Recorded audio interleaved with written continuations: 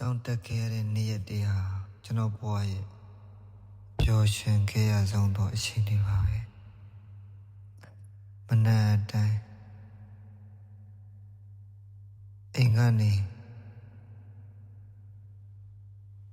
ကျောင်းကိုတွားခဲ့တဲ့ရွာလမ်းလေးကိုဖြတ်ပြီးတော့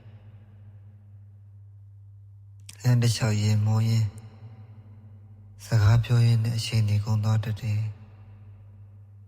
ကျောင်းရောက်ပြီဆိုရင်တော့ဆရာဆရာမတွေရဲ့သင်ကြားမှုကိုစိတ်ဝင်စားနားထောင်ပြီးသူတို့ရဲ့ကျင့်တတ်မှုနဲ့အားပေးမှုတွေကိုခုချိန်ထိမမေ့နိုင်သေးပါဘူးဗျာ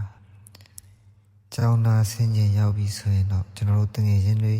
အတူတူဘောလုံးကစားရင်းတခါတလေပြေးလွှားဆော့ကစားရင်းနဲ့ပျော်ရွှင်ခဲ့ကြတဲ့နေ့ရက်တွေဟာလေယနေ့ချိန်ထိမမေ့နိုင်တော့မတ်တရားတွေပါဗျာအဲ့ဒီရိုးရှင်းတဲ့ကလေးဘဝနေ့ရက်တွေဟာအခုချိန်မှာတော့ပြန်တွေ့တိုင်း